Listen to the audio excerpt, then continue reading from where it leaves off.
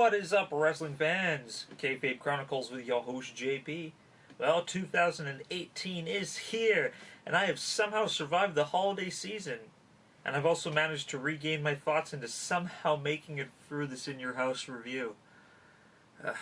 So with that, get ready for more dark matches, and sit in the corner and cry because there are no more house giveaways. This is the conclusion to In Your House in a nutshell.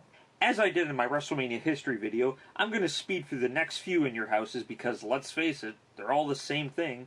No build, and a crap ton of dark matches. The one where family fights. The one where best friends fight. The one where you really thought the British Bulldog was going to win, but instead Vince decided DQs are the future. The one that should have been a Survivor Series match, but they didn't want to hold off because Ahmed Johnson can't wrestle. And then there was Mind Games. Now this one holds a very special place in my heart. It took place during my birthday month, so my parents actually ordered it for me on pay-per-view. And I still have it recorded on VHS to this day. Now the pay-per-view itself, there was quite a bit going for it. You had the debut of Mark Henry, you had Jose Lothario fighting Jim Cornette, but the main thing for this was the main event between Shawn Michaels and then newcomer Mankind. Now we all know that Mankind is portrayed by Hall of Famer Mick Foley, and not future Hall of Famer.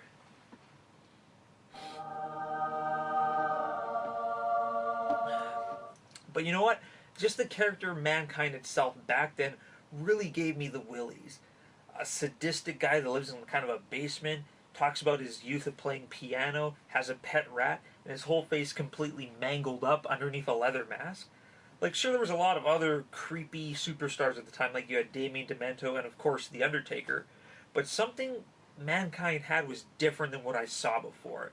Just his mercilessness, his unwilling for just feeling any emotion for his opponents. And the video package promoting this pay-per-view was genuinely creepy. Like, it is like the same style that they do nowadays. I bet you it's actually the same video editors back then that they have working for now. And just watching it over and over again made me really psyched for this pay-per-view. In Your House Buried Alive followed. It was the first non-sanctioned pay-per-view, and it was exactly as you thought it would be. Spooky and overhyped. Everyone was all, "Oh my god, someone's gonna be buried alive!" Really, WWF? Sue me, you panda bears. So like I was saying, really, WWF is actually gonna murder somebody? Now I know this was during the Monday Night War era, and Vince Russo, and all this other crap, but overall, the match was exactly how I thought it was gonna be. Derpity-doo! Undertaker dominates! Derpy beats Mankind! Throws him in the grave, buries him. Oh my god, giant man in an executioner mask! What's with WWE throwing masks on former well-known superstars and calling them the Executioner? Buddy Rose, Killer Kowalski, Big John Studd, and in this case, Bam Bam Terry Gordy. Yeah, that's right, I know a few things. Like I said, the Executioner came in after the match, beat up The Undertaker, pulled out Mankind, and then proceeded to bury the Taker. And of course, with the superpowers of The Undertaker and his also power of post-production, he rose from the grave Kerry style to end the night. Now sure, this match was groundbreaking, but the real kicker is that Shawn Michaels, who was the world champion at the time, did defend his title that night. In a dark match. That's right, the World freaking Championship was defended in a dark match. You didn't even get to see it on this pay-per-view because you'd rather watch two guys fight over a giant freaking hole. See what I did with the Shawn Michaels kicker thing? Yeah? Huh? Anyways, the next few In Your Houses, though, nothing special. You know the drill. The one where they give a no DQ match a fancy shiny title. The one with the fatal four-way. Again. The one where Undertaker rehashes old feuds because he's the champ, and there's actually no one else to fight him at this current moment. The one where Ken Shamrock debuted, and no one remembers. And of course, the Canadian version of WrestleMania. Now, people who are familiar with wrestling know who the Hart family is and the dynasty that sits with this name. Now, Bret Hart, you know, the guy who was screwed over in the Montreal screw job, but you know, that's a story for another time, was very angry with the way that the Canadian superstars were being treated. mainly due to the fact that after he defeated Stone Cold Steve Austin at WrestleMania 13, he was the face of the company going in, but now for some reason people were cheering for Stone Cold and booing Bret Hart. So to get back at them, he decided to form his own newer, more badass version of the Hart Foundation. It included himself, his brother Owen, brother-in-law Jim Neidhart, and Davey Boy Smith, as well as Brian Pillman, who a lot of people don't remember, but he did have a lot of ties to the Hart family, considering that he was trained in the dungeon by Stu. The storyline was perfect. The anti-American heel stable taking on the all-American team that oozes USA. Stone Cold Steve Austin. Ken Shamrock. Goldust? Legion of Doom? Oh, okay. Because I'm guessing there was no one else at the time. You know what? The only person that's missing from this team is, you guessed it, anyways, in order to get butts in the seats, because no one actually cared about this feud, they decided to hold the event in, you guessed it, the Kingdom of Canadian Wrestling itself, Calgary, Alberta. The match itself was pretty lackluster. Nothing really major happening, but the main pop was that Bret Hart's team won by rolling up Stone Cold, and the place went ape. It's like they won the Super Bowl. After the match was done, the Hart family and friends ran into the ring to celebrate. Now back then, it really didn't mean tons to the main fan, but if you watch this now, you'll notice a lot of familiar faces. Natalya, D.H. Smith, Tyson Kidd. This was kind of a bittersweet moment for the Hart family, though, for Bret Hart would leave the company a couple months later, following the infamous Montreal Screwjob. Now, the rest of the In Your House that came after this all had taglines which would eventually be used by the pay-per-views that would take over the In Your House franchise once it closed down.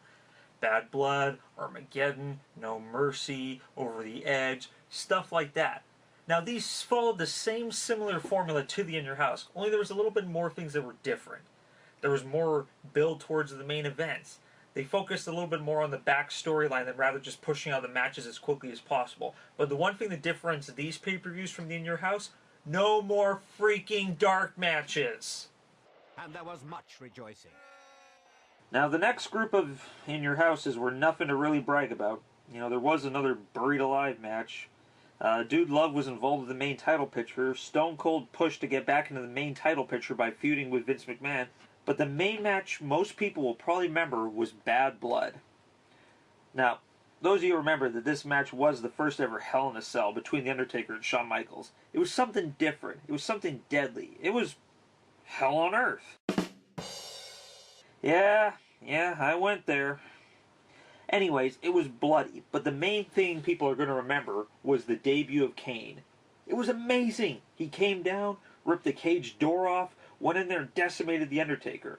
It was nice to see Glenn Jacobs, a.k.a. Isaac Yankem and Fake Diesel, get a gimmick that actually could possibly hold water.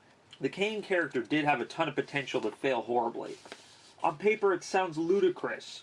The younger brother of The Undertaker, who was horribly burned as a child and presumed dead, comes back to seek revenge on the person who set the fire. But then again, look at The Undertaker. That should have never worked either, but it did. Now, I'll go into more detail about The Undertaker, but that's a story for another time. Because right now we're talking about the majestic pay-per-view known as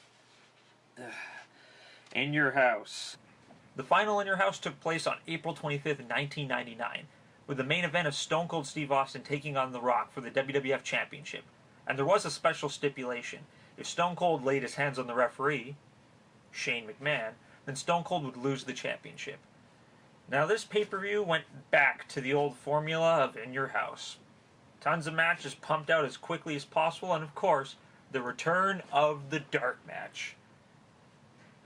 Why? Why, WWE? Why? Why do you dangle that carrot in front of my face just to take it away so quick? WWE would continue the mid-month filler pay-per-view, but instead of the In Your House, they would remove that title and just go with the names that were added to In Your House title originally, as I talked about.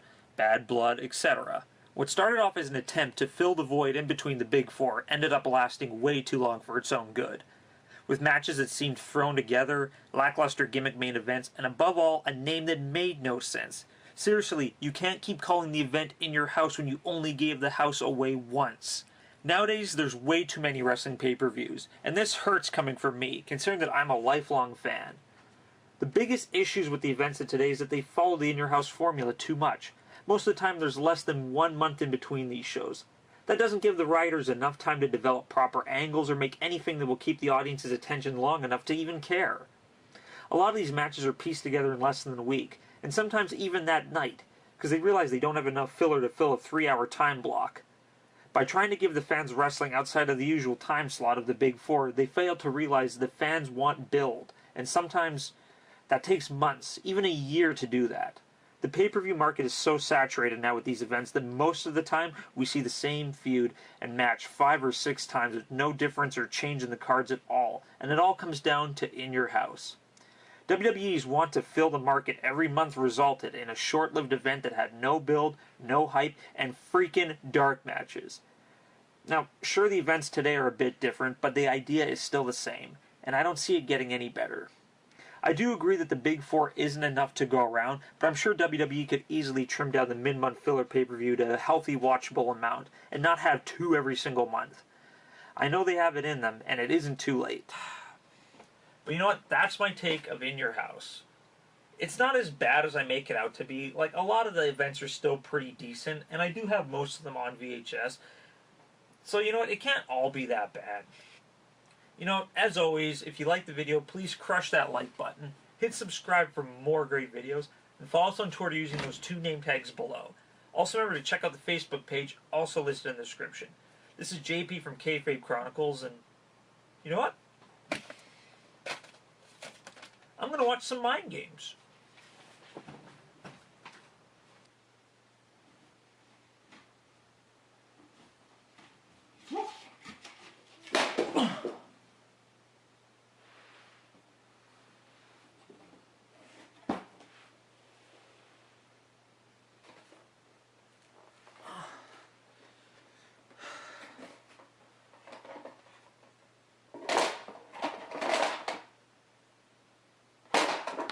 I'm going to need some help with these.